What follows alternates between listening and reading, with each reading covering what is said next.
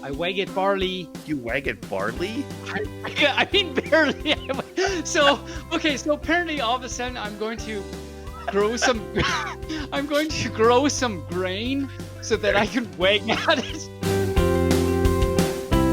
This is Barely Furcasting, featuring Taebyn and Injured Nerves audio production. Well, hello to everyone in our Podiverse, the listeners in our Podiverse. I am Barely Normal, and with me is... Hi there. Good to see you again, Barely. And that's not my name. Hi, my name is Taebyn. I'm a pup. Bark, bark. Well, Taebyn, today is the middle of January. Literally, it's January 16th. And do you realize that in just 4 days, we're going to inaugurate our new president? I had heard something about that from my little puppy brain. It's a thing that's going to happen, apparently. I don't know. It is going to happen. It's going to happen. It's very good. You know what? We're going to jump right into the 5-minute furs for fun because we got a little late start today. So I'm going to post the link and we will see if anybody hops in. Hop like a bun. Hop like a bun. Bun, bun, bun. There it goes. Now we'll kind of give that a couple of minutes to cook. See if we can't get it to percolate a wee bit and see if we can't. See if we can't get that to percolate a little bit. Absolutely. Let's see. We have nothing in the mailbag. Again, nobody loves us. Oh. They love us. They just don't want to take time to send us anything to the air, apparently. So, Nope. You know, what can you do? What can you do? And do you notice something in the notes there, Barely, before the mailbag? Apologies before the mailbag. Question Before the for mailbag. Barely. Yes. What's the question for Barely? What is the question? Notice how I led you to it. I don't know. I know. But what is the question? There was I think it was last week. There were these letters that I came up with. ELH. Do you remember? The question for you is, do you remember what ELH stands for? ELH. ELH. I don't even remember that. And I edited last week's episode, and I don't remember that in there. It wasn't there because I was actually just listening it to today or yesterday and remembered. And it stands for emphasis on the long horse. Oh, yes. Okay. So that was 2 weeks ago. 2 weeks. Okay, that was a long time. 2 weeks ago. It was a long time ago for this bear brain. So yeah. You know, not like a bird brain, but a bear brain. That's bear brain. Happens. You've heard of a harebrained scheme. Well, this is a bear brain scheme. It's called a podcast. Let's have a bear brain scheme.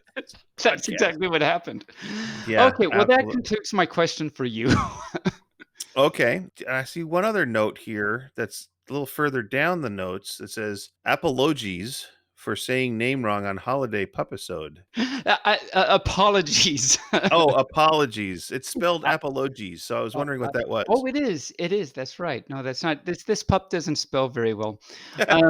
Yeah. So on the holiday pupisode, I incorrectly said my hubby's name. I said Tatsu, and then I realized once I did, oh, that's not wrong. I meant to say it's really Tatsu.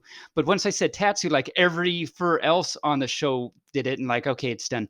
So I wanted to apologize to my hubby, and which he'll be talking in a little bit on today's show. So I apologize to my hubby. It's Tatsu, not Tatsu. Tatsu, not Tatsu. Yes. So Tatsu, like in crispy chicken and nummy nummy Tatsu? It's kind of like that. It's very much like that. Yes.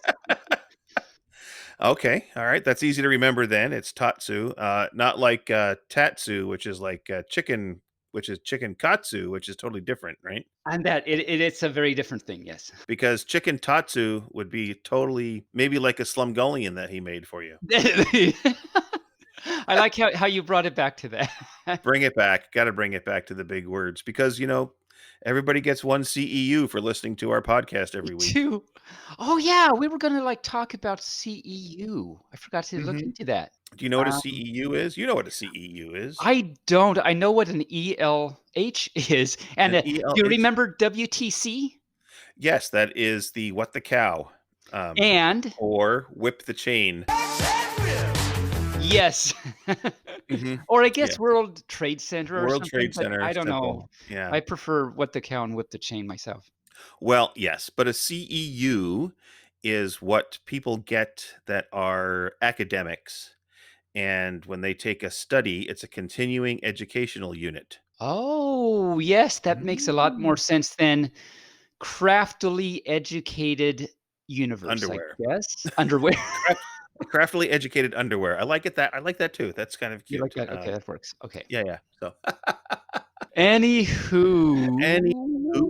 anywho. Well, while we're waiting for people to come in, we've got another 5 minutes for I'm guessing the person that was chatting with me earlier for the last hour.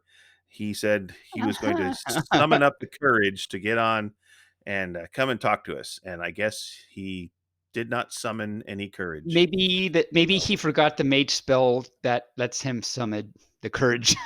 Might be. I am pretty intimidating pup. So today's guests, so for everybody to keep tuned in, later on today, we will be chatting with Shadow Raccoon and Theodore Rabbit. Oh yes, from some of you first might know him from the YouTube. Shadow Raccoon does some really great videos. Some of his most popular are the Wish videos that we're going to talk to them today, and they're wonderful, great, really nice furs. Can't wait to hopefully hug them someday. And for everybody that know, oh, wait a minute. Oh, Somebody has come in. Hello, Mr. Conrock. It says. hello there, Taebyn. Hello. How's it going? I'm good. How are you?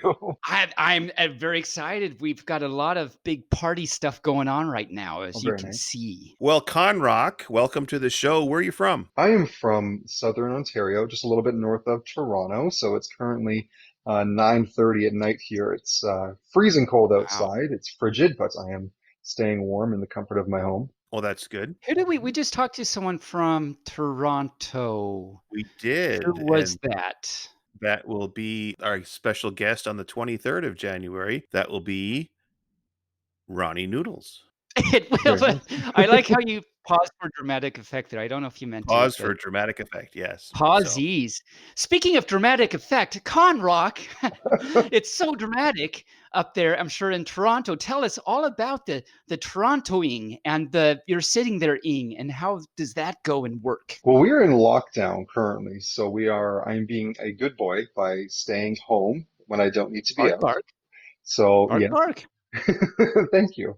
And yeah, so it's yeah, we're sitting in lockdown, but I don't want to go outside anyway. It's freezing cold. I went out for a run earlier and I do not advise it. My nose hairs Okay, instantly freeze. that's exciting to know. I don't know that I want my nose hairs to freeze, and you've got a lot of facial hair. Did that freeze too? Oh yeah, if it's like damp, if I've like recently showered and then I go outside, like this all the scruff freezes. That's Oh, probably wow. not the wisest thing to do then. No, but I'm very tardy, so sometimes I don't have a choice. Okay, I see. What what do you do up there? I'm a manager at a telecommunications company, so I manage lonely sales reps on these bitter days where there's no customers. So we just kind of sit around and play cards, and I've been reading a lot at work, so I'm at least I'm being productive, but not a whole lot going on right now. So you get paid to play cards. That's nice. It's excellent. Yeah, it's quite fun. So I was actually, I have to say, Conrock, I was bad mouthing you right before you got on You were because not. You I are was, not. I was, I said, I was talking to this fur for the last hour, and he said he was going to summon up the courage to log in, Yeah. and then you didn't log in right away, and I thought, well, I guess he didn't summon up the courage, Well, and I then was wondering you if popped I right did tell in. you I was well, tardy, so here we are. and Okay. and I was wondering if you didn't like cast the right mage spell, like you didn't summon the courage. Maybe you casted the I don't know, pet the hamster spell instead. And I don't know, maybe you did, and then you cast the summon spell. Yeah. I don't know. There is an order to things. Did you Oh, roll a 5 for damage? So what else can you tell us, Conrock? Are you do you have a fursona? I kind of do. Nothing extremely well established. It is not. I have this Sona that was developed a couple of years back when I was at Anthrocon because I didn't have one. And I was sitting in a panel for Ruckus, and she was doing like a quick kind of like sketch panel, and she needed mhm. somebody to volunteer. So I volunteered for her to draw my character that I made up on the spot, which is a red healer named Hatham, because my favorite character of hers is Luther, which is a blue healer, and naturally I wanted one like that for myself. So I did create a persona that I've kind of kept now for the last few years, but it isn't Mhm. fully developed. So I'm still kind of working on it. Okay. And what was the name again? His name is Hatham. Hey, Hatham. Okay. And so he's not a rock. He is not a rock. No, I think I was fresh off of playing Assassin's Creed Black Flag, and Hatham is one of the. I think I think it's the name of the main character. So I think I was kind of fresh off that, and I was like, yeah, that's such a cool name. Like, I gotta name my character that. There you go. Yeah. It is a Nice. pretty cool name. I like the name Hatham. Hatham. So you're up there, you're in lockdown, and you're sitting around and you read Yeah. and you play cards and you turn around in your little circle because it's fun and stuff. Do you do other exciting, fun things? What are your fun, exciting hobbies? Well, recently so typically my answer to this would have just been that I'm a gamer. I play a lot of video games, which is very unhealthy, but I will not complain. So you're a good for. Yes, exactly. But recently over COVID, I picked up arts and I picked up doing some writing, just trying to find some sort of creative Nice. outlet. And that's what I was doing for the last several months, posting all those shenanigans because like most people, I don't have a whole lot of spare money anymore because of lockdown and job insecurities and all of that. So instead of paying other people to draw my characters doing their things, I decided to draw it. And it's going Nice, splendidly. nice. And do you have a Twitter or something? Where do you post those? Just Conrock at Conrock. I believe my Conrock account is 18 up. But so for any fur of age listening to the podcast, feel free to check out my stuffs. Just like cheese, you want it to be of age. Are you going to any virtual cons in 2021? Oh, I would love to. I guess it depends which ones they're planning on offering in person versus the ones that are virtual. Do you have any that you would recommend that I check out? There's further confusion next weekend, the 16th. Actually, no, it's Okay. this weekend. It's even Oh, as we really? are releasing this episode, it is this weekend. Oh, very nice. So yeah. So So, Friday. So there you go. so there's a fun time warp thing going on now because we're telling you about this virtual con that's happening today, but it's not now. It's in a week, but it's really No, we're today. just Dun working dun on it. dun! Mind blown. Yes. Well, I'm off this weekend, so maybe I'll check it out. There you go. There you go. And then, of course, BLFC is coming up in June, I hear. So Yep. they are actually going to hold it. We'll see if they actually do hold it, if the Of course. COVID things come along there. But And TFF, Texas Furry Fiesta, is in, I forget if it's February or March this year, but they're not doing an in-person, but they're having a virtual con. They don't have too many details yet, but check that out. Very cool. Plug for TFF. Yeah, I'll have to wait for the border to open. Yeah. right. Oh, yeah. Okay. Well, Conrock, our time is up. Thank you for thank coming you. on for 5-minute furs for fun. And thank you for being on our show. It was nice. It's been several weeks since we've had a fur brave enough to come on the show and face the two of us. And you have done very well. So Oh, thank you. I survived the gauntlet. Thank you so much. there you go. All right. The gauntlet is cast, and you survived it with the mage spell of Pet the Hamster, and that helped you out. Wonderful. Nothing Thank you beyond so much, Taebyn. Thank you very much, Barely. Yeah. All right. We'll let you log off. Bye now. See Talk to you later. Bye-bye. Bye-bye. All right. Well, there we go. Conrock popped in. Hey. Hey. So you know what that brings us to, Taebyn? What does that bring us to, Mr. Burley? That brings us to the subject of media.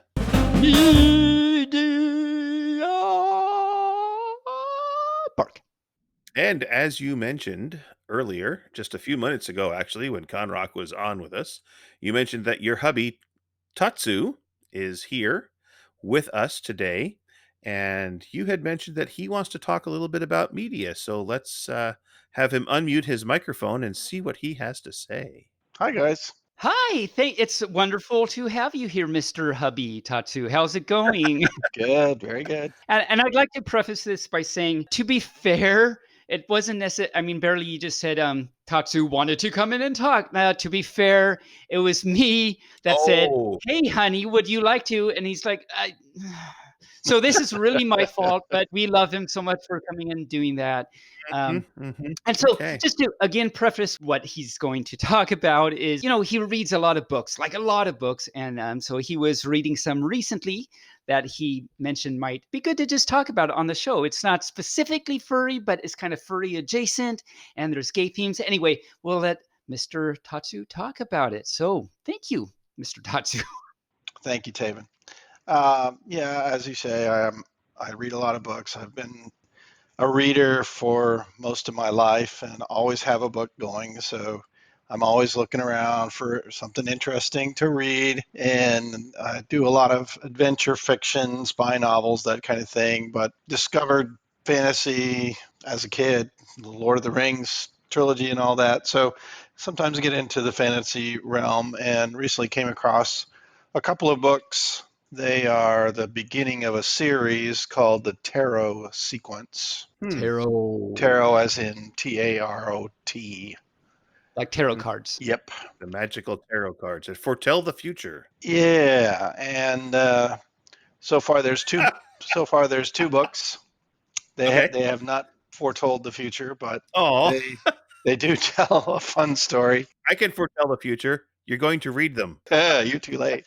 I already read Oh, them. you already read them. Yes. Oh, okay. Well, You, you're going to read you the third tried, one but when it comes out. When it comes out, right? Yeah, I finished the second book and I wanted to find out if they were working on further ones, and so I went on the author's website, and sure enough, he says he's working on book 3, and he mentioned that he had just been interviewed on a podcast, which of course made me think of you guys, and mentioned that to Taebyn, and didn't know if he would be an appropriate subject for an interview or not. But the books might be of interest to some of your listeners because they are gay friendly and furry friendly. Some of the characters, the main characters, are not necessarily anamorphic, but there is a lot of magic in the stories.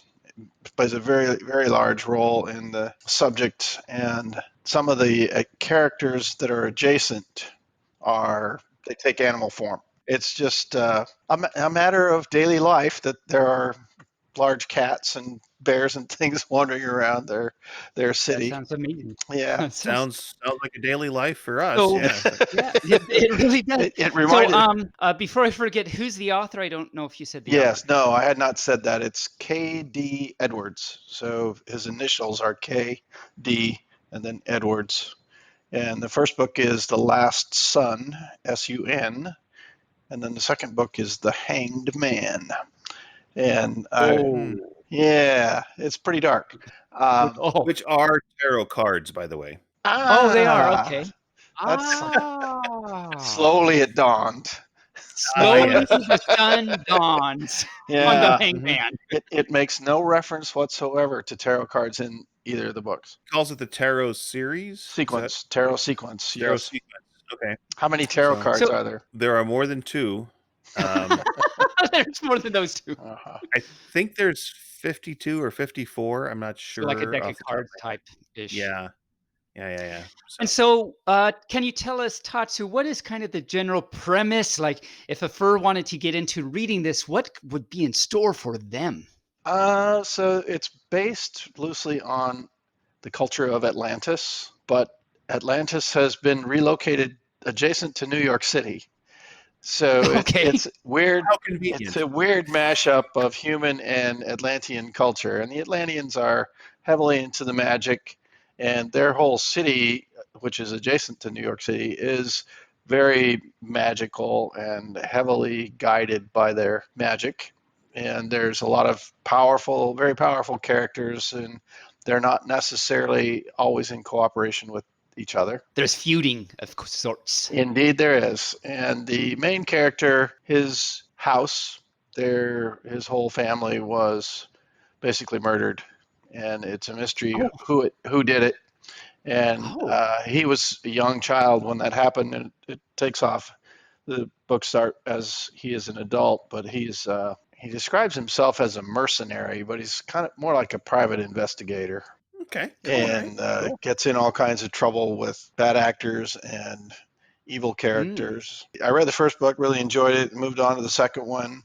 Started off really very interesting and then kind of slowed down a little bit, and I was wondering how it was going to go. And then I remember you talking about that. Yeah. towards the end, it was like, holy cow, this is really good. And all of a sudden, I'm page after page after page, and looking to see if Becomes there's a a book page 3. turner.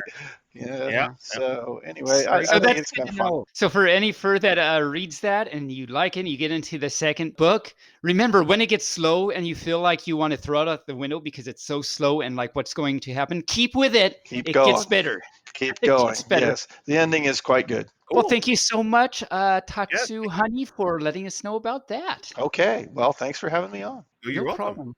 I'll see you for dinner in about an hour. Indeed. All right. Enjoy. Bye-bye. Bark. Getting on to more media. Yes, hi. I was going to talk about. So we were laying in bed. My hubby and I were laying in bed the other day, and we're kind of clicking through things to Clicking? watch. Oh, you Clicking. clicking. Okay, you Yeah, did say click, click, clicking. click with the remote. I thought you said Um, clucking. It's like, did you turn into a chicken all of a well, sudden? we need the eggs. Yeah, well, it's true. I mean, you gotta get your protein somewhere. Oh, second, I'm gonna turn into a chicken because we're out of eggs and we gotta have breakfast. Nice. Anyway, on Hulu, a new cartoon show popped in called The Great North. It's along the lines of Bob's Burgers. It's the same type of drawing. I think it's the same artists and the same company that put it out. But it's got Nick Offerman and Megan Mullally as two of the main characters. And you may remember Nick Offerman from The Office and Oh, okay, Parks and yeah. Recreation, and then Oh, yeah. the bearded guy. Yeah. Mhm. And then Megan Mullally is the actress that played Karen on Will and Grace. Ooh, oh, nice. Well, those two are married. Nick Really? Offerman. Like in Yeah. real life? In real life, they're married. Yes. Wow. Okay. I actually would not have thunk that. But it came out on the week of January 4th. It's based in Alaska. A single dad.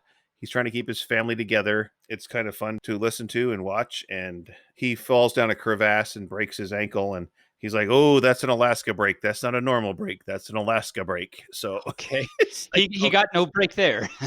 And when did that come out? Is that relatively new? relatively new, like June 4th. It just came out. It's June or on. January? I'm sorry, January. Yes, it's not June yet. It's not. I Go don't think so. figure. I don't know. I know. Yeah. And what about you? What have you been doing with the media? Media. Actually, I've got some things actually to say. So thank you for asking. So we've been watching I'm sure you've seen, I think we talked about Modern Family. Yes. Really great stuff. So we're watching the current Me and My Hubby, which you just heard we talked to. Mhm. We're watching the newest season. Great show. It's so good. It's so great. And then of course Suits. We've continued watching. I think we're done with that. I can't remember if we finished it last weekend or not. And have you seen, Mr. Barely? Have you seen Cobra Kai? We have not. You have mentioned it in the past. Oh, I did. I Okay. I know that it is the number 1 show now on Netflix. Oh, really? Okay, I didn't know that. Yeah, it's really good. Yeah, because it just beat out Queen's Gambit to be number 1. Really? Wow, I don't know if it's the quarantine or what, but this is an exciting little race they got going on, I guess. Right? Yep. No, that's really cool. That's actually pretty exciting. Yeah, Cobra Kai. So for any further that doesn't know, I did remember we talked about this before. Cobra Kai is you first have probably seen or at least heard of the Karate Kid, Ralph Macchio and Miyagi. Great show. And so here we are 30 years later, and they got the original Ralph Macchio and I forget the name of bad boy in the show. His name is Johnny. This is 30 years later. It's not like they're just actors 30 years later. It's like what happened to the martial arts and all that stuff 30 years later, and there's all this rivalry, and it's a really good show. And they just released season 3, and so that's really exciting. That's really cool to know that it's taking. Apparently, season 3 is pretty good then. Apparently, yeah. I have to say. And they actually got. I haven't seen any of season 3 yet, but in season 2. It's not really a spoiler, so I think I can say it. In season 2, you actually see, if you remember the original, like Johnny's mentor, martial arts guy back in the show, they bring that original actor back, and it's Oh, really, wow. really like cool. They get as many of the originals as they can, and that's pretty awesome. I've got another media. I mean, it's been an exciting media week Wow. because last week you mentioned The Hollow, Yes. the cartoon show. So I started I've only watched one episode, but I watched one episode. And yeah, it's pretty good, interesting so far. Well, okay, so two things that happened because of that. So in the very beginning, it reminded me of, have you seen the movie Cube? No. So back in 1997, I guess it's Canadian, it turns out, but back in 1997, there's this movie called Cube. It's not The Cube, it's just Cube. And it's about, I think there's 5 of them. It's been forever. I haven't seen it for a while, but there's like 5 people that just wake up in a room and they don't know how, they don't know anything. So that, watching the beginning of The Hollow reminded me of that. And it's a really actually interesting kind of thriller. Well, I won't tell you, if you haven't seen this show, for any of our listeners that might want to check it out, I won't tell you what it is then. It's really interesting. They just end up in this room and they don't know how, they don't remember anything. And the whole movie is about them trying to escape. And it's really, really interesting, actually, and really cool. There's a Cube 2, Hypercube, that came out in 2002, 5 years later. And I saw that. It's not as good as the original. And then I found out, I didn't know this, they came out in 2004, 2 years later, with Cube Zero. It's a prequel to the first one. And knowing what I know about Cube, I really want to go back and watch that. I recommend, actually, for any fur that is interested in watching this trilogy. Again, it's a thriller, so anyone that likes thrillers and kind of suspense and stuff, it's pretty cool. And intrigue. I actually recommend watching Cube first. Don't watch the prequel first. I haven't seen the prequel, but I think it's really more interesting if you watch like just the I don't even know what's going on thing first. Okay. All right. That's actually how the whole show is. The whole movie is, for like until the end, you don't know really what's going on. They make conjectures throughout, but it's really interesting. So that's one interesting thing about that. The other interesting thing about The Hollow is I happen to just, before I turn off the thing, the credits came on, and you turn off the show after the credits come on. But I happen to, before I click the button, notice the name in the credits, Ashley Ball. And I don't know, that probably doesn't ring any bells for you, Barely, but it rang a bell for me. And and any fur out there that is into, you actually might know what I'm going to say, Ashley Ball. I was like, is that who I think it is? So I looked it up, and I was right. Ashley Ball is the same Ashley Ball that is the voice of Are You Ready? Applejack and Rainbow Dash from My Little Pony, Friends is Magic. You know about me. I mean, I've seen the entire 9 seasons of My Little Pony. So I was like, wow, that's like really cool that I did not expect to see that name in the credits. That's my media. It was a lot more involved than I'm sure you expected or even wanted, but there it is. Very exciting. Well, with that, I think it's time that we should chat with our special guest. What do you say? I say yes, definitely. And could you remind me, Mr. Barely, who is our special guest today? Well, our special guest is a couple, and they are from Great Britain, England specifically area. They are Shadow Raccoon and Theodore Rabbit. I'm going to say this for them. Yay, bears. Well, joining us today is Shadow Raccoon and Theodore Rabbit. Welcome to the show, folks. Hi. Hi, thank you for having us on. You come to us via recommendation from Reg Day, our music director, if you will, and our other editor, Rain Raccoon. He wants more raccoons on the show, so he's reached out to every raccoon he has to get on the show. So where are you guys from? So we are based just outside of London. We're in a town called Reading, or as a lot of automated like Siri and that sort of voice things like to call it, Reading, because it is spelled the same. And they just don't know how to spell it. It's actually called Reading. It's one of those UK things I see. There's a Reading semi-close to us in California, which is south of us, and you are very far from that. So we're actually not very close to you, it turns out. Bit of a difference, I imagine. I know you weren't sure about that, so I thought I should clarify that. We are a long way away. So let me ask you both, because we've got a bunny. Say hi, bunny. Hi. And we've got a raccoon. Say hi, raccoon. Hello. Hello. And I am a pup. And I don't know if you knew that, but I am. And we have a Barely. And Barely, let them know what you are. Well, I'm half bear, half binturong. Well, I think because you're obviously a half bear, there's one thing that I'm pretty sure my viewers will insist that I have to say, and that is Yay bears! Yay bears! Yeah. Cool. It's become my kind of catchphrase. Interesting one.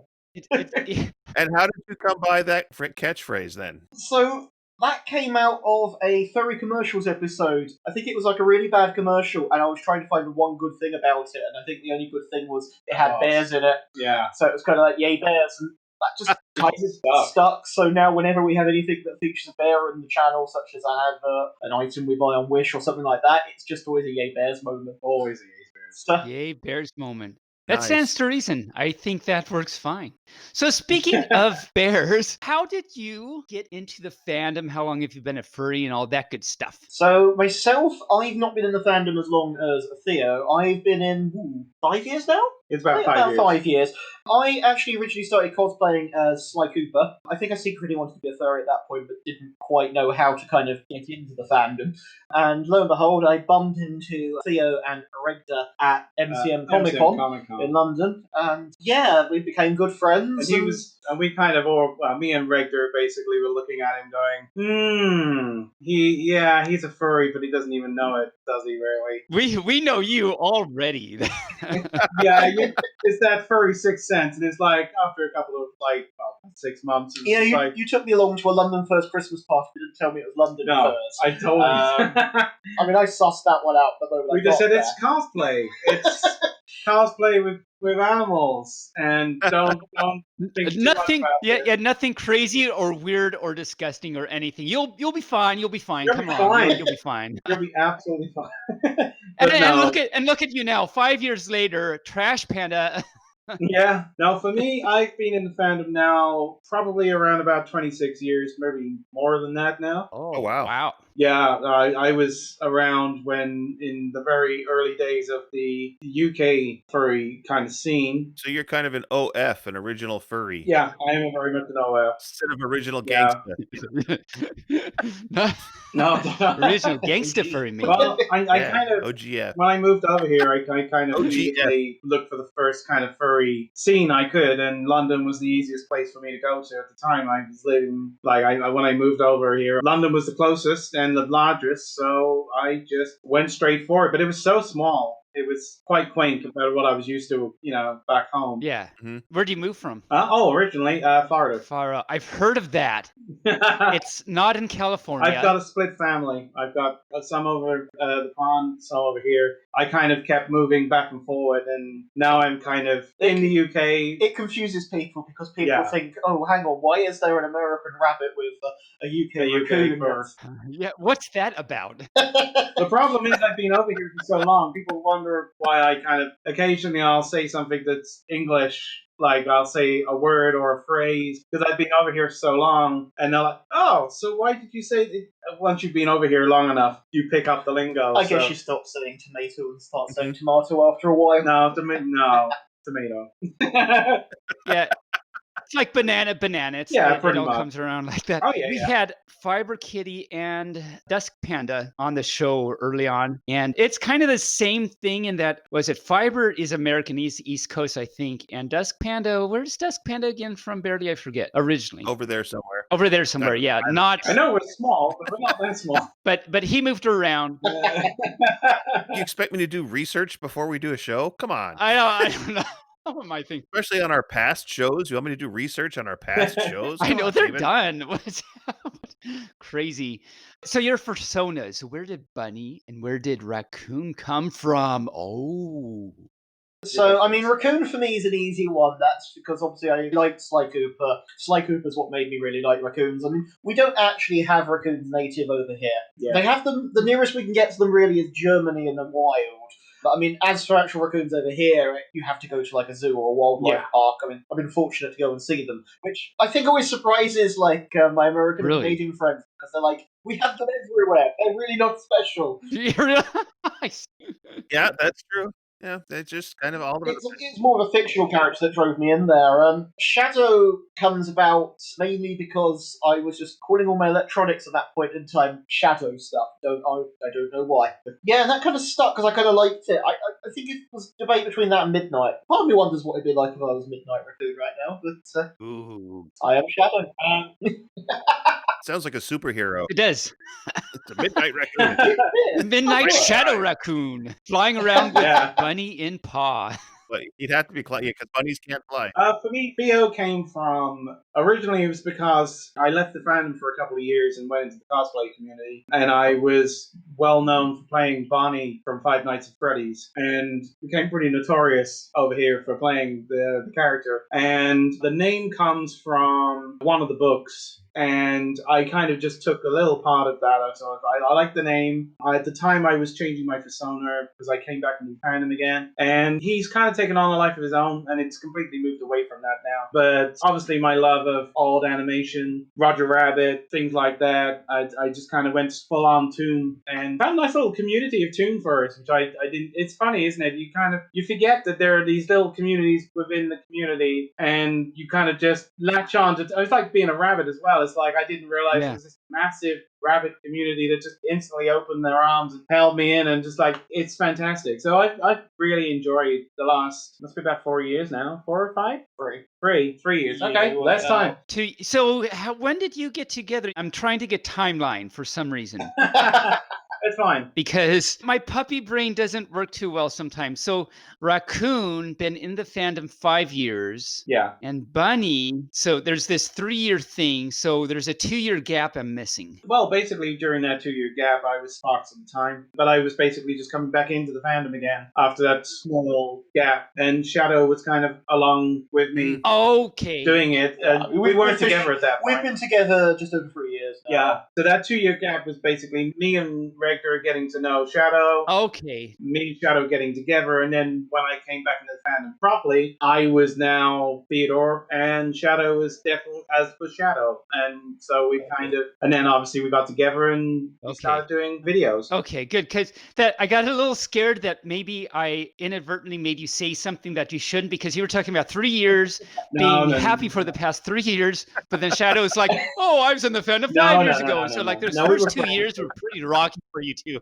Very rocky. We were friends for a few years first. Okay, good. Yeah. So let's delve into your videos a little bit. I saw the one where you went and petted and fed a raccoon. Oh, that was an amazing experience. That was my birthday present from you that we took all year to use for obvious reasons going around us right now.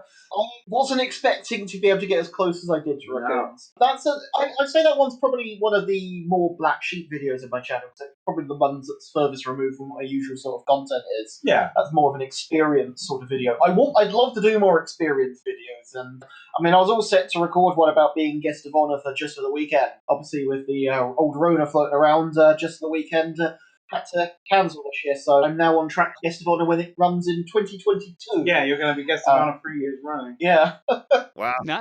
Nice. Good for you. And so it's interesting you bring that up because, I saw that video too. And it was very cool because, you talked about, well, I don't have to tell you this because, well, you did it. But like for our listeners out there in this video, Shadow did this wonderful job with explaining how great it is to like meet your species, like in the fur, and how like in a way empowering it can be for your own persona and for your own self. And I thought that was very cool. And it was a very great video. So thank you for that. That's fine. We the guy who owns the place, actually, we kind of said to him, oh, we have a YouTube channel and stuff like that where we'll kind of... No, he found us organically. No, I meant us, we were leaving, but then he kind of found us. Then he kind of found us and got in touch.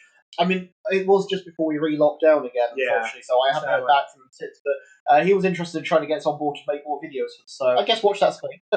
Yeah, and a lot of birds, so Rick happy. I think it's important, though, to kind of meet your own species. That's one of the things I've always been very much about, if you can. I mean, obviously, if you're a dragon, it might be a little bit harder, but, Might take a little bit longer. You might have to like go to some exotic place in Narnia or something. I don't know, something. Were there dragons in Narnia? Why did I say that? I have no idea what I'm talking about. You have to go to Westeros to get dragons. Westeros, that's right. Meeting a rabbit's not too difficult, I won't lie, but meeting a Toon one, a little harder. Yeah, right. Right. Yeah, a little bit, little bit, little bit.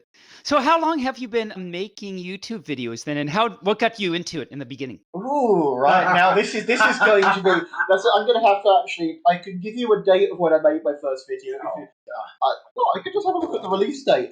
So I originally started making videos all the way back in summer 2017. We went to see Baby Driver at the cinema, and I remember making a joke on the way home about how there was this scene where there was a dumpster I think got crashed into by a car. They destroyed a lot of trash cans. And I kind of gave it like a review of a raccoon.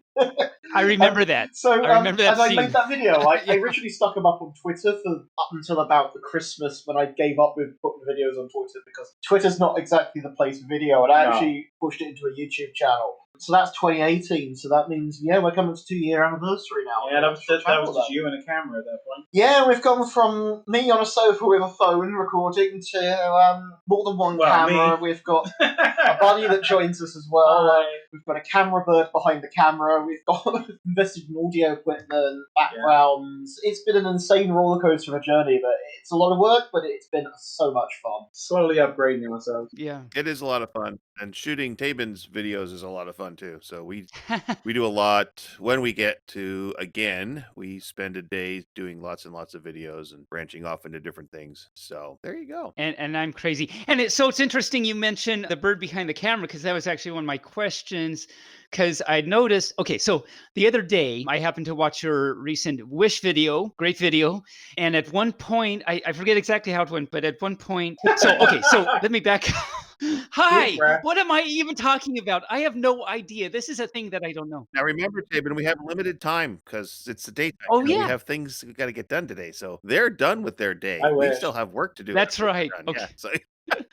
Oh yeah, so I knew that Regda was your housemate and everything. Okay, great. And he's a bird, and he's our music director. And okay, that's wonderful and everything. And then I happened to watch your Wish video the other day, and at the beginning, I think it was you needed to open the box, but you couldn't, and there was a bird behind the camera, and you were like, it's always helpful to have a bird with a sharp beak behind the camera because to help you open the box. I'm going somewhere with this, barely, but I didn't make the connection of like, okay, it's a bird. I'm not sure who it is, but they've got a bird to help them do videos. Okay, great. Then when I was looking back through the notes for our time today, I was reading through and realized, okay, I know, okay, connection made who that is. And I'm, okay, anyway, that was my little anecdote about that. And I apologize, but there it is. We're stuck with it now. Unless Barely edits it out, then we're not stuck with it. So what does Reg Day do when he's not doing music or helping you with your videos? You just like hide in the corner there at the house? Or does he sit on a perch? That's what I want to know. He does have his little, nest. Yeah, very much in the corner of this room here. Actually. Yeah, I was going to say, most of the time he just shares the time with us.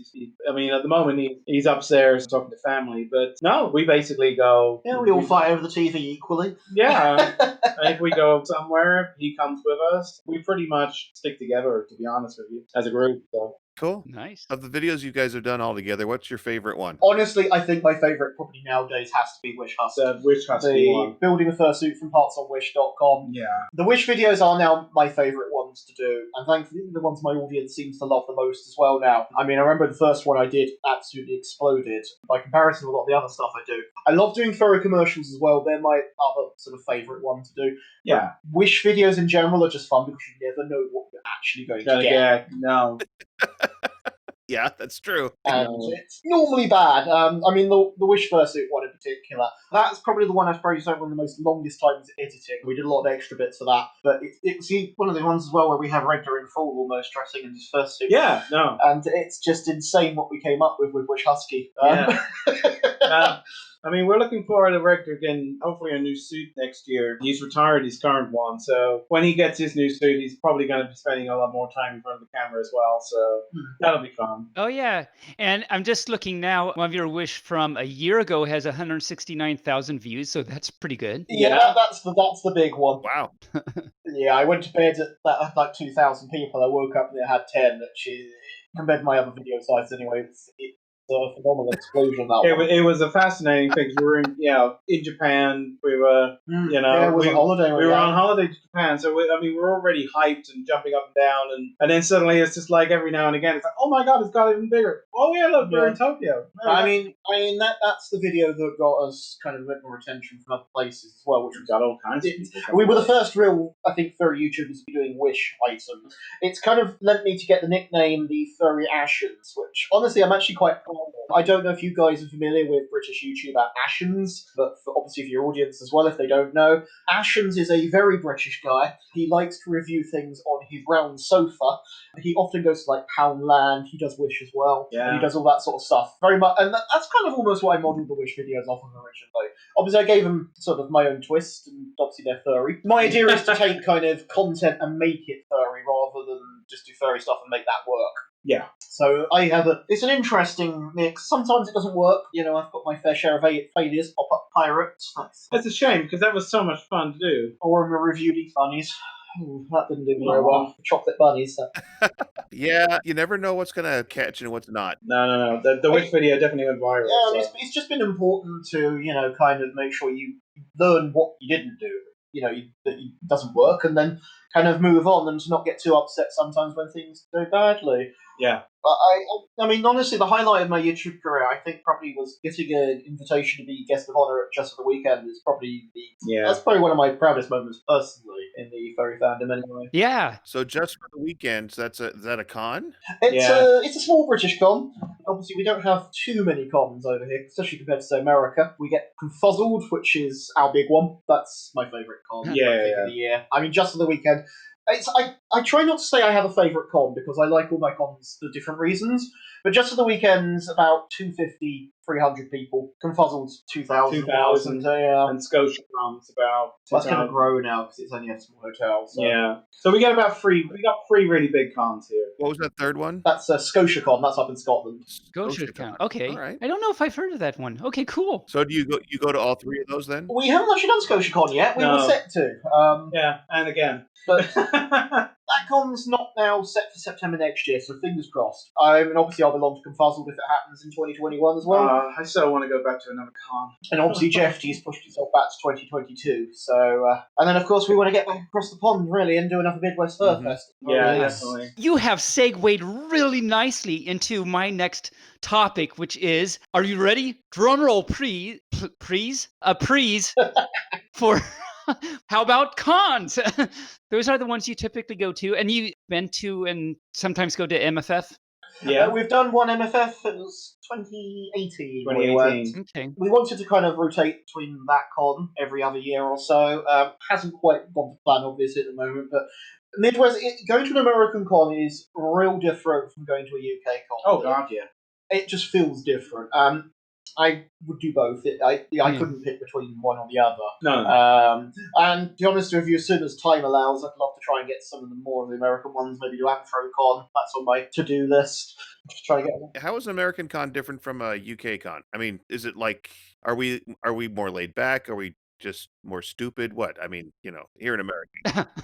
No, I think the main thing is the size. I mean, to be fair, when you're shoveling around that many furries compared to a UK con, I mean, you're looking at a hotel compared to what MFF is. I mean, it allows a lot more breathing room. People can go places easier. I mean, I think one of the big differences as well is for at least Just for the Weekend and Confuzzled, you need to book a hotel room with the con. Yeah, it's kind of a combined package. So, yeah, I mean, you can buy a ticket individually after, but most people are residential for the con. So, whereas I found with MFF, people from all over the place staying here, there, and everywhere, I would say one thing though. The one thing about the UK con, because it's a smaller con, you can meet up with people a lot easier. It's easier to find people. You do find that you can make friends a little easier because obviously everybody's so compact. Yeah. Well, I mean, Just for the Weekend is the social con. I mean, 250 people. Yeah, it's where we've met pretty much all our friends. You can meet one person though, and you'll never see them again. So that's the Yeah. Like at MFF, there's 11,000 people, so you're probably never going to see them again. Yeah, not unless you really make an effort. And I'm reminded, I think it was Dusk Panda when we had Fiber and Dusk Panda. He was actually saying they were saying the same thing about German cons or European cons are a lot different too. Like they're longer, they're more of like you take a week to do it. And so they're not trying to smash all the Into 2 panels, days, all the yeah. things into 3 or 4 days or something, but they're spread way out and it's a lot more relaxed. And I guess there's like a ton more fursuiters or something too. Is that kind of like the fursuit, the fluff component of UK cons? How much of what's the fluff to non-fluff ratio? I'd say Confuzzled has a very high percentage. Very high. It's about 50% almost. Yeah, maybe more than that sometimes. It's true. I think the only thing I missed from MFF compared to the UK con is the furry menagerie. I really like the idea of a big room where every different species was... Well, that was very new to them as well. Oh, I know. It was a fantastic idea. But that was one thing really... The scale of that was amazing. So if there's a scale of it, there must have been some like dragons and lizards and stuff too. Oh, No. get it. No. I'm shaking my head. You No. walked into that one. Yeah, sorry. You see what I did there? You see what happened. So what's the furry menagerie? I don't know if I've heard of that. So Midwest Furfest Menagerie was they had different numbered areas and they'd have different photo shoots going on at different times. Oh, okay. It was quite cool. It's the first time I've actually seen that done at a con. I think it's starting to become more of a thing. Especially now that you're getting a lot more fursuiters at cons. Yeah. I mean, the numbers growing. And just more people in general. But then Fursuit parades just don't, I think, work as well. No. I mean, the Confuzzled one's fun, but it is a long... Even with just like 500-600 fursuiters at some point, it takes ages to get moving, and you're hot, stuck, slow. Oh, yeah. So I haven't been to MFF yet. So I've been to AC once, and it's the same type of thing. Like it took literally forever to get like things moving and through everything, and then like everything was packed, so when you were done you couldn't like get out and stuff. It was very well organized for being that big. And so BLFC has done that type of thing where they don't do a parade, they have a what do they call it? They have a fursuit festival. So they just have this big, huge area and they have a bunch of photo shoots and stuff and like a bunch of like games and stuff. And like they just open it up for like 5 hours for like people to come and watch and all that stuff. So that sounds really cool. Yeah. Yeah, no, it's a lot of fun. They literally open it up to the public for that 5 hours. So there's no entry fees or anything like that. So the public can come in and interact with the furries and take pictures with them and stuff like that. There's no other things going on during that time frame so that the public can't go to like panels or anything like that. But yeah. That's a nice idea. Right. Speaking of panels and dances and stuff, do you guys go to panels or ever host a panel when you're at cons? Yeah, we do. For the last couple of Confuzzles, I've been doing the furry YouTube panel along with a couple of others. We posted the virtual one this year. Yeah. I did one last year as well. And also, the other thing I like doing is game shows. So last year, just for the weekend, we did Price is Right game show, which was phenomenally successful. Really successful. So many people love that. You can actually, if you just search just for the weekend, Price is Right, you can find a video recording of that on YouTube very easily. I like giving away tacky prizes and junk that we've collected. And we were all set to do that again this year, and unfortunately we were unable to do it. So I've got a cupboard full of prizes that I haven't given away. We did manage to do a game show in the end, though. We did one for... It's not really a con, is it? It's more of kind of a furry holiday type, furry sort of vacation, called Furcation. Furcation. Yeah. I like the name. I like the name, but don't Google image it. Oh, yeah. I've always said it should be called Furrycation. Anyway, that aside, it's a nice con. It gets a good crowd, but that went virtual as well this year, and we did a Family Fortunes game for it this time. So we did Furry Fortunes, and that was a lot of fun. Yeah, we had a few technical hiccups with the audio on that one, actually. Well, yeah. We know how that is. Always. Yeah. Always. Typically, are you very busy at cons? I mean, you're running panels, but do you also go to like the dances and, you've got to try and see every fur you haven't seen in a while, or do you like to just hang out, or what's your busyness scale and ratio at cons? I was going to say, I think we're pretty much non-stop all the way through. We sit down at breakfast and we just look at the con book and normally go, right, okay, that's us covered up to about midday. Yeah. Then we work out some time to go fursuiting. No, relaxation's really not anything we end up doing. We always end up with the dances at night. Dances are amazing. I can't dance. I'm more of a dancer than you are.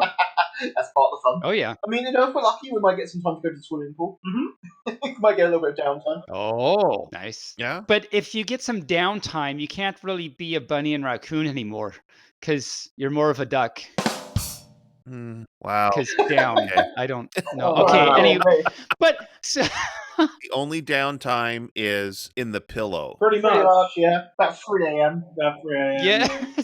So I want to circle back just really quick to the guest of honor thing. You said this would be your third guest honor in a row. Is that right? Yes, that's because they keep delaying it. Obviously, it was supposed to be 2020. That was cancelled. 2021, they've now cancelled. It's probably sensible. So 2020. Oh, okay. I'll count it as 3 times in a row. Yeah.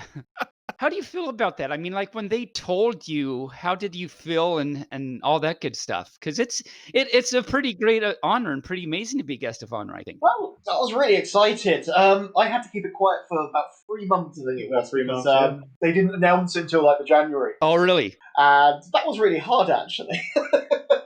Obviously, Theo and Raven knew. It was hard because I had people going, "Oh, should I go to just for the weekend?" And I was like, "Go on, go! It's going to be really good." Go! Yeah, that's right. Yeah, you should go. Yeah. Definitely. Cool. So how has the fandom helped you guys out? I mean, what's the fandom? What is the fandom to you guys?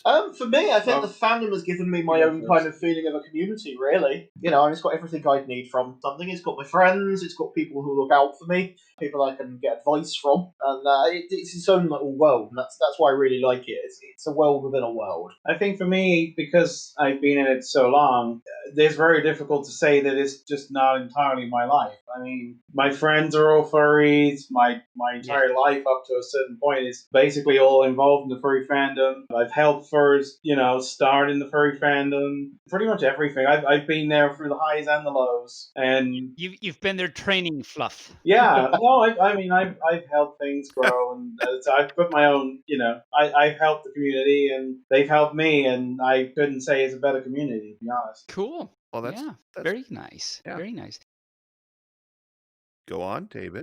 Oh, hi. I might have done that thing where I hit the mute button again because I do that. My pauses kind of go all over the place because I get all excited and I wag and then tail like hits the mute button on the mic and then I'm talking and I don't know why everyone's ignoring me other than that I'm a pup and I'm used to being ignored. But sometimes it's for the reason of having pushed the mute button. Anyway, what I was originally going to say is, and this is an unfair question, so I shouldn't be asking it, but do you have any like one defining moment where you've been in the fandom, in a community, been a furry, and you're just like, I'm so happy I'm in this community and with this family? Is there any one defining moment that you really appreciate with the community and the fandom? I think for me, it's either going to be just walking out in fursuit at a London first and just having everyone around you being so awesome. Cool. Or it's been maybe, say, closing ceremony, I think, of a furry convention. You see everything that's happened in the last few days, and you kind of just get a feel for, the size of the fandom and what it's accomplished. I think for me, it would have to be a few times I've helped furs at conventions or at meets who have come there for the first time and are scared to death and worried about their parents and worried about what it means to be a furry. And I've just kind of helped them through their first few meets and see the massive difference that they, that can make. And after a couple of years, you're looking at them and they're completely different people. And they've got lots of friends and they're very happy. And for me, seeing that just makes me, it makes everything for their fandom, to be honest with you. They actually help other people into the fandom, as people did for me. So really, to me, that's really what it is. I'm glad even on videos, sometimes we get people commenting on this saying that this is, helped us out with when we've done stuff on. It's always very humbling. Yeah, when we've done like kind of inspirational stuff, or we've done stuff like going to your first con. And always even when we just get a comment saying, I look forward to your videos. Oh yeah, even that. Yeah, even just looking at, just knowing that people out there, we make a difference. Yeah, when you were talking about, bringing furs into the fandom and new furs and helping them out at their first con or things like that, I remembered a few years ago, further confusion, I had a similar experience. That there was obvious poor little new fur that didn't know what he was doing, overwhelmed by, I mean, it's your first con and you're new to the fandom especially. So it's like very overwhelming. But, I talked to him and everything, and I don't even remember what I said or anything. But the next year, at FC, he came up to me and said he remembered me talking to him and how it really helped him out and at his first con, and he felt better about it. And, he's still in the fandom and, all the things that you just said. And that was like, wow, yeah, that's a pretty special feeling. So that was really great. That's what I mean. Yeah. And I've had that myself. It really makes a difference. And you don't think you're doing much at the time. That's the weird thing about it. Yeah. Yeah. It's kind of heavy when you think about it. Like, there's a lot of heavy fluff there. So how can we find... Are you okay? Oh, hi. I got distracted. I'm okay. There was a shiny squirrel that ran around and I had to go chase it for a sec, but I'm back now. So what is, and we mentioned this, but we haven't really mentioned that. Where can we find you? You have a YouTube. What is your YouTube? Do you have other social media we can find you on? Do you have merchandise? All that good stuff. How can we get more of you, Fluff? So my YouTube is literally youtube.com/Shadow Raccoon. Just type in Shadow Raccoon Wish and it'll probably come straight up on YouTube search nowadays as well. I've got Patreon, which is, I believe, patreon.com/Shadow Raccoon as well. I'm very kindly supported by some really lovely people on there who really do help me out. They've really helped the channel grow. It's been insane just having that. I'm on Twitter, Shadow_Raccoon, and Theodore is @TheodoreRabbit. @TheodoreRabbit, spelled THEA. Yes, the EA is very important. Yeah. And also, yes, I have got merchandise. It is Teespring for the guys who do my t-shirts. So that's teespring.com/Shadow Raccoon as well. Nice shirts on that. I really do need to get around to getting some Yay Bears merchandise. There's been lots of best for that. You do, yes. After that huge, intense story about the Yay Bears, I think you got to get some Yay Bears up there. Well, we've got an artist lined up, so. Nice. Very cool. Very cool. Awesome. I'll have to check out the YouTube channels. I just saw that one, but I'll have to check out the rest of them. Sounds like the Wish one is the one to watch, so I'm going to do that this afternoon. If you want to see Rector dressed up as a husky, I'd recommend starting with the Wish stuff. Maybe try the furry conversion. Yeah. No, there's a lot of good stuff, yeah. Poor Rector. We put it through hell on him. So as we wrap this up, I always like to ask our guests at the end if there's any words of wisdom, deep thoughts that you'd like to share with the fandom as a whole. Well, I would say to anybody in the fandom at the moment, especially with the current situation we're going through, we will get through it all. You will see everybody again, and you will have fun again. Just stay on with it. Just no matter how you need to do it, no matter what release valve you need, do it. Keep yourself going, and I'll see you at MFF or any convention. Free hugs are given. Yay. So yeah, I think I'd probably echo that. I mean, really, it's just stick together as well. Embrace it. It's a massive fandom. There's something in it for absolutely everyone. Welcome. Yeah. It's your family. And welcome. And thank you for continuing to be here if you're not new, I guess. Thank you for coming into the fandom. Well, it's been great having you on the show. It's been a long time coming. I know we had a lot of scheduling snafus to try and get this going, but it's great that we were able to get this figured out and ironed out. And thank you. Ironed. Yes, ironed. I don't think you have a special word over that for that. Ironing is the same thing, right? Yeah, it's those pesky times. Thank you for coming on the show. It's been absolutely fun. Thank you. I hope Thank you for having us. I'm to the US side someday. It's been amazing, and thank you for letting us know what it's like in the future, 8 hours in the future. I will be looking forward to the dark time, I guess, when I can go back to sleepies. I don't even know. But yes, thank you so much for being on the show. It was great talking to you. I wag, I hug, and maybe I'll hug you in the fluff someday. Thank you very much, Taebyn. Well, those are a couple of nice guys, I had to say. I was pleasantly surprised with those two. Were you now? I wasn't sure what to expect. I mean, we have gotten to the point now where we are starting to visit with furs that we have not met before in one way or shape or another. So this was the first two furs that we had talked to that we have not met before. I think there's been some that I haven't met before, and maybe you have, but I think, yeah. Anyway, there we are. But yes, they were fun. They're from the UK, and that is not just okay, but wonderful. It's Uber K. It's Uber K. It's the UK. There you go. It's the Uber K. And not just the Special K, because that's a cereal over here in America, or it used to be or something. I don't know. It still is. It still is? Well, there you go. They were lots of fun to have on. And yeah, Shadow Raccoon, for any that hasn't checked it out, got a great YouTube channel, big following, does some good stuff. Yeah, but go check them out, and I will do the same. All right, well, it's time now for Furries in the News. Furries and what is going on in life? News. Okay. Well, well. okay. So there's really only one thing in the news that I was able to come up with, and it's because you sent it our way. So I'm going to let you tell it. Yeah, it's pretty cool. I think a lot of furs out there know about the fandom from Ash Coyote. Recent, very well done documentary about furries and furry life and history and all that came out recently. How long ago was that? About 6 months ago now? Well, it was right after we started the podcast, so probably May or something. It's been talked about a lot, and so the newsworthy story about it is that it won Best Feature Film at the LGBTQ plus Los Angeles Film Festival 2021 this year.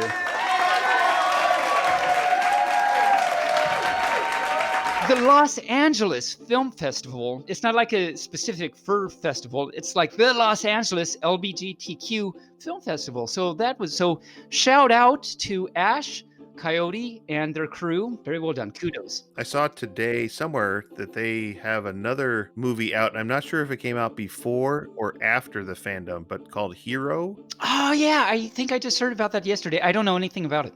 I think it's new. It's about furs with disabilities. Oh, okay. Very nice. Very nice. And it came highly recommended by our tech guy, Rain.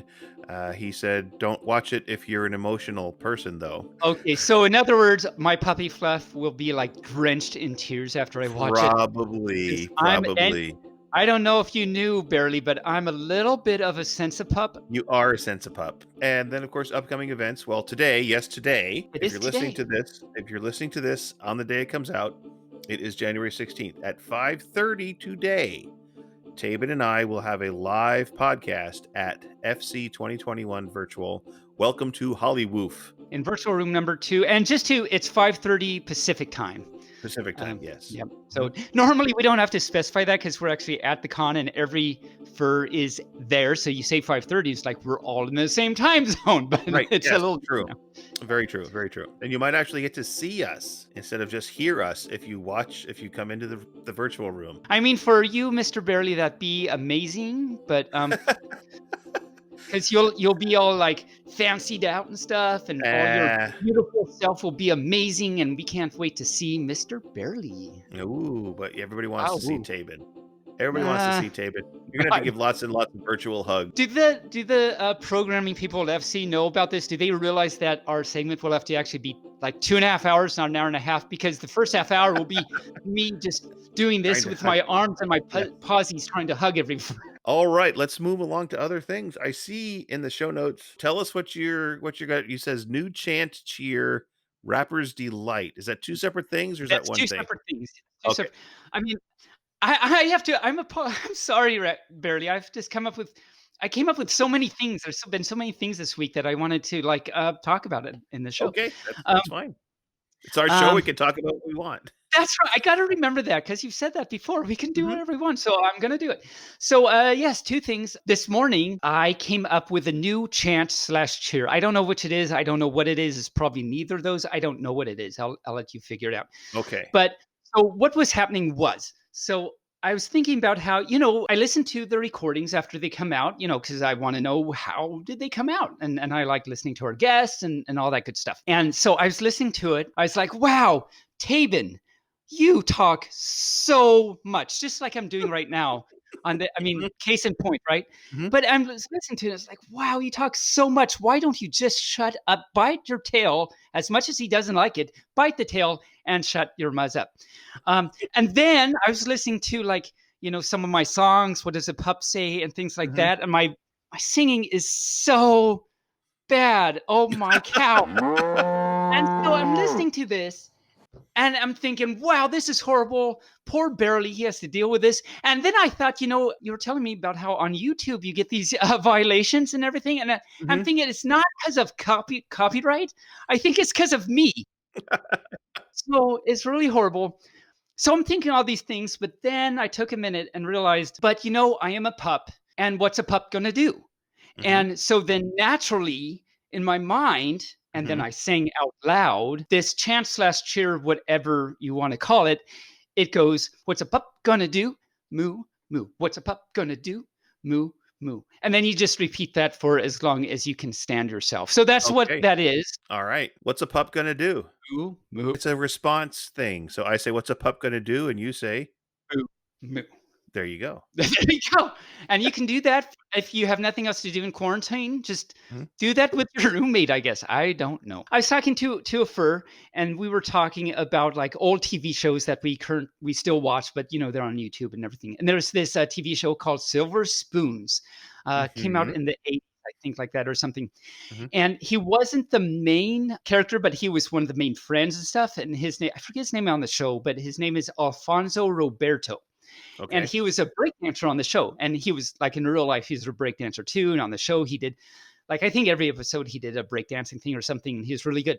He had you could buy this. It was a package deal, the Alfonso Roberto breakdancing kit. And I think it came with like a big cardboard thing and a Okay. booklet. And it came back in those days. I guess it came with an album, like a record, like an LP that you put Oh, on. ooh, vinyl. Oh, yay. Vinyl, yes, Mhm. old school. And it had a whole bunch of songs like you could break dance to and moonwalk and all that stuff.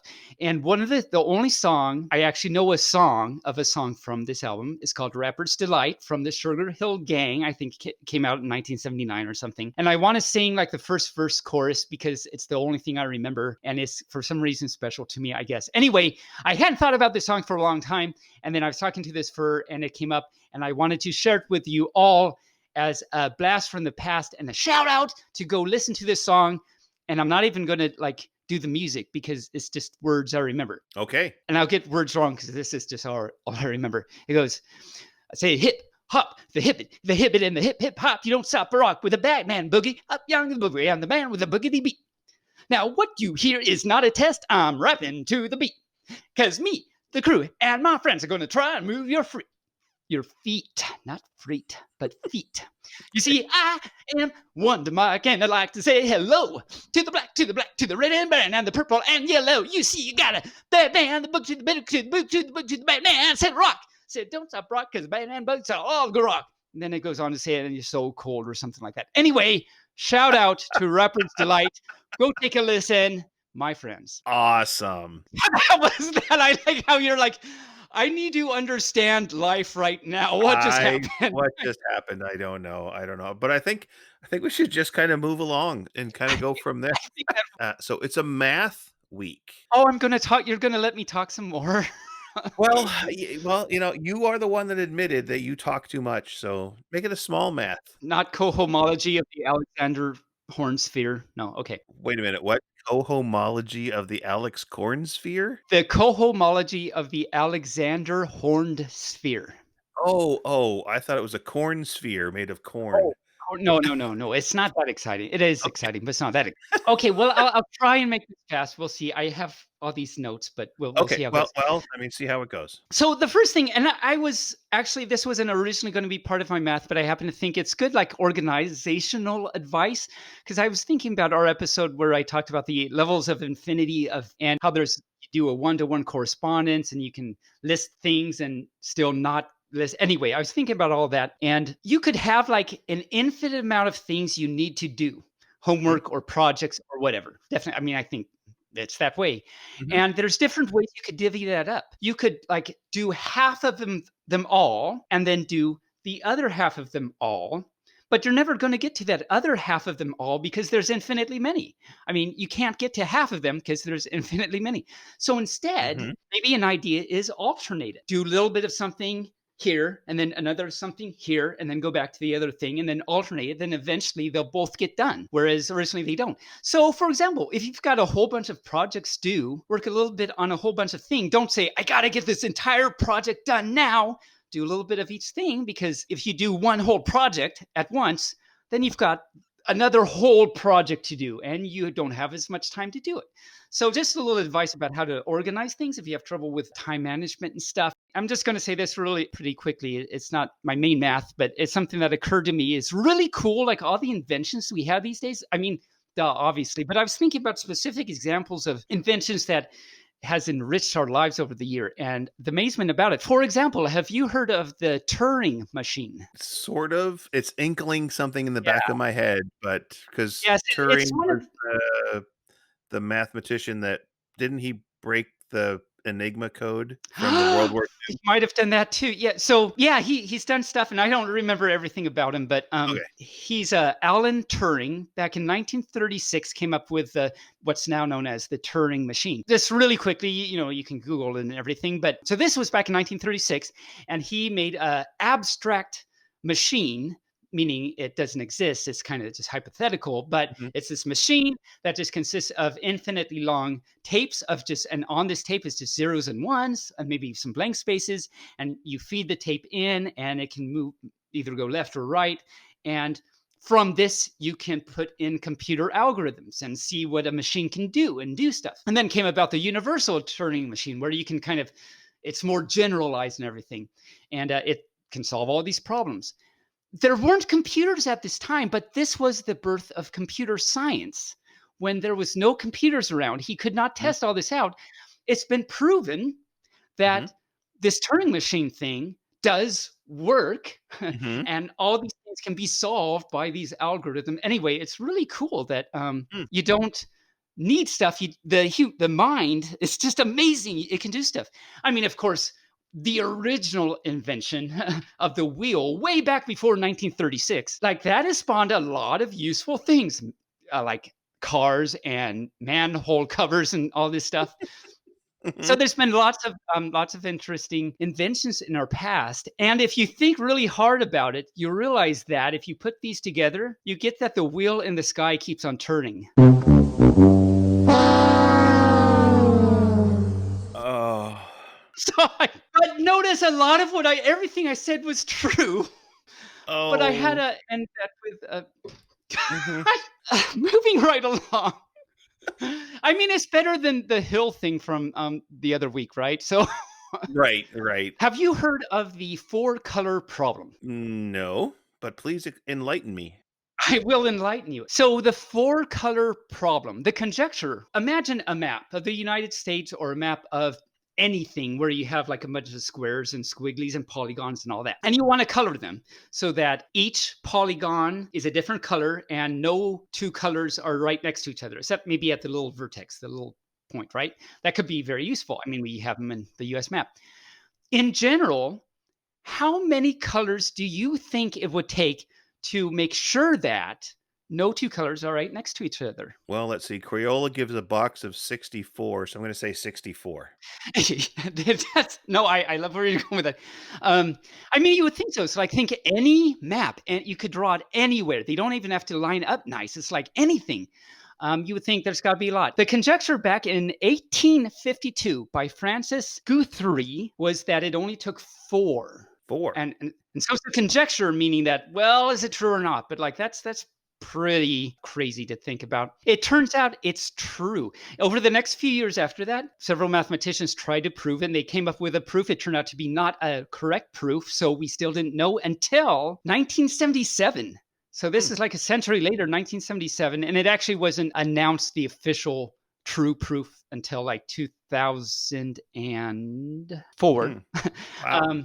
So it took a long time, but it was proved that it only actually takes four for any map, which is kind of crazy to think Mm. about. That's interesting. In the original quote unquote proof that someone tried to give through exhaustive computer algorithm search, they thought, oh, this is the proof, but by a lot of mathematicians didn't accept that because it was computer proof. They wanted a rigorous proof and everything. Hmm. So it wasn't really until 1977. So that's really interesting. And of course, there was a generalized conjecture called the Haywood conjecture. And actually, this is something that was proved. What this is this Haywood theorem, I guess you could call it, has an actual formula. So let me say what I mean by generalization. Take like a sphere. Like, what if you Mhm. take a basketball or something and try and put a map on it? So now, like, things can wrap around and talk and match up to each other and stuff. So now, what is it still for? You can also consider what's called surfaces of higher genus. Now, by genus, I just mean the number of holes. So think of a sphere has genus 0, there's no hole. A donut has a hole, and so it has genus 1. You could imagine a two-hole donut. That's two donuts kind of sewn together. Like That's figure 8. figure 8, but all three-dimensionally and stuff. Exactly. So that would be a surface of genus 2, and you can imagine go up to any dimension. So the generalized conjecture is, well, what about these higher genus and stuff? Putting maps on those, how many colors do you need? Well, this Haywood thing is they came up with a formula for the number. This formula it's really interesting because it's proved over, it took 14 years to finish. So in the beginning, they had, for a lot of different cases, a lot of different genuses they approved, but there were certain things like genus 28 and genus 59 and 89 and certain ones that they hadn't quite gotten yet. So over the course of 14 years, little by little, different people were able to actually prove it. This is actually how math works sometimes. You got all this collaboration. So it's really interesting. And maybe it's just my puppy math brain thinking this, but in the end, out of all this, there's only one exception, and you'll never get, actually, you might guess what that one exception is. What one exception do you think might not actually fit this formula? I have no clue. Blue. It's blue. Actually, the Klein bottle of all things. Oh, okay. The Klein bottle. And so we talked about that before. I have videos on it. I talk about the Klein bottle and Mobius strips. The Klein bottle actually is the only exception to the rule. The sphere and the plane actually, they satisfy the formula, but the proof didn't fall out the same way. It's really interesting. It turns out that on the sphere, it's still, you only need 4 colors. On the torus, you can use a formula. I say torus, it's a donut. The mathy way to say donut is torus. On the donut, it actually takes 6 colors to color any map. On the Klein bottle, if you use the formula, the formula says it needs 7. It turns out you only need 6. And actually, the hardest were 59, 83, 158, and 257 holes. Those 4 cases turned out to be the hardest out of all the many. It's interesting. That's my math for this week. There's the math for the week. Awesome. I promised that we would get to trivia this week, and we are running long on time again. So that's totally my fault. I had like all these things I wanted to talk about. That's all right. It's all right. So if you had to choose between doing our really bad jokes or doing trivia, which would you rather do? I know we haven't done the puppy logic in quite a few weeks. Maybe we should do the puppy logic. All right, we will do the puppy logic. Let me get the puppy logic. Where is the wheel spinner? The wheel in this spinner keeps on. It keeps on turning. The wheel in the sky, it keeps on turning. Ooh, the wheel in the sky keeps on turning. Okay, we're going to spin the wheel of trivia. And it's coming up to be... Oh, you're going to hate this one. Uh-oh. Maybe I should have went with jokes. I know. It's starting off with sports. Yeah, that's going to go well, I'm sure. Okay. This pup knows a lot about sports. What team lost their first 4 Super Bowl appearances before winning back-to-back Super Bowls in 1997 and 1998? I really am going to rely on the puppy logic for this one because otherwise I don't know. So we're talking about Super Bowls. So this pup loves this little puppy bowl when he goes to eat the numbs and the bacon. So they're Super Bowls. So we're talking about these like big, huge arenas filled with bacon. The question had to do with back-to-back. So tummy rubs. It's got to do tummy rubs. So I'm in this big bowl of bacon getting tummy rubs from none other than Michael Jackson. You heard it here. Yes, Michael Jackson. Okay. So what was the question again? What team? Pick a football team. What team? So the back-to-back Super Bowl. Okay. The team was the Jackson's 5.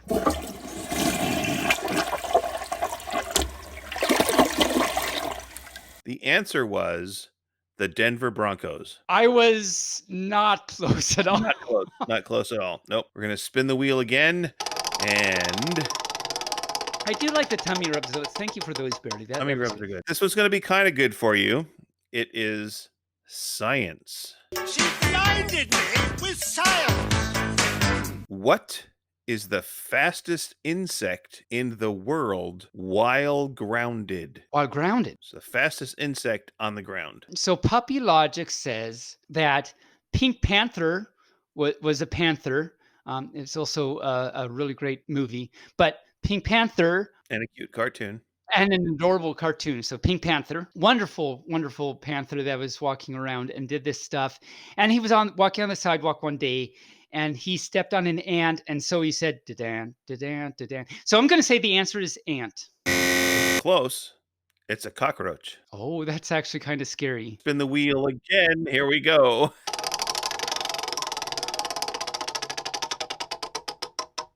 The topic is geography. Name the 2 landlocked countries in South America. So Big Bear was running along with the cheetah. And I don't know why it's the Puppy Logic. You can't. So Big Bear was running along with cheetah. I forgot the question already. What are 2 landlocked countries in South America? So Bear and cheetah. So we must be talking about Mexico and the Himalayas. Mexico and the Himalayas. Well, very close. It was Bolivia and Paraguay. I was so close. Close. The Puppy Logic never fails, except for all the time. So close. All right. We have one more category. Let's see what it's going to be.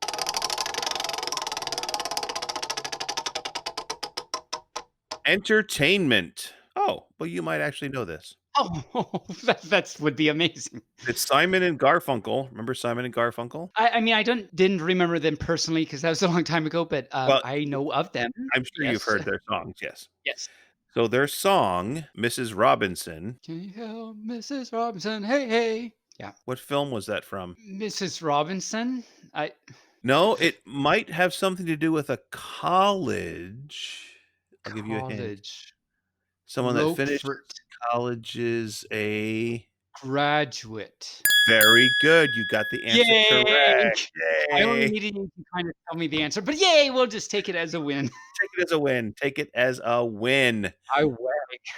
Wag, wag, wag. All right, Taebyn, that brings us to the close of yet another podcast. So for the one fur that listened to this when it came out at noon, it is now about 1:30, and in just 4 hours, you can tune in again at the virtual con and hear us and see us doing our live podcast in just 4 short hours.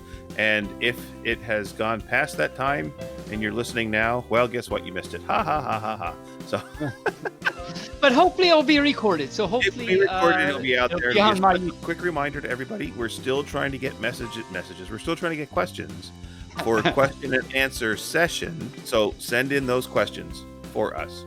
We have 5 now. 5.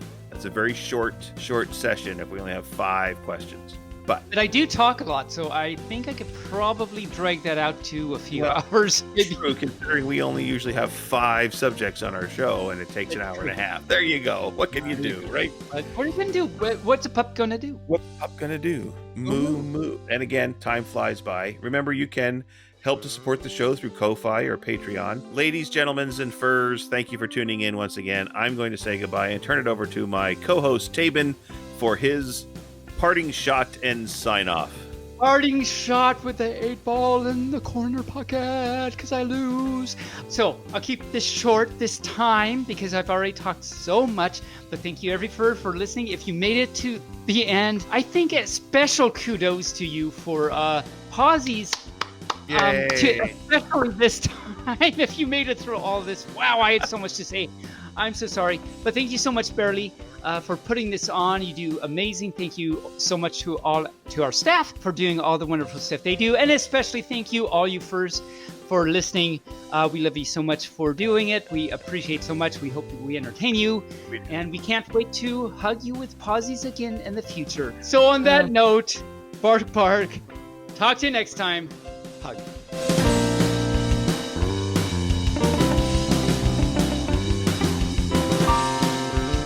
Barely Furcasting is an Injured Nerves studio production and is found on all major podcast platforms or can be heard directly at barelyfurcasting.com.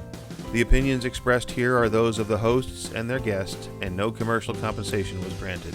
The Furcast is produced, recorded, and directed by me, Barely Normal, aka Mike Began, and is edited by myself and our associate editors Rain Raccoon and Canes.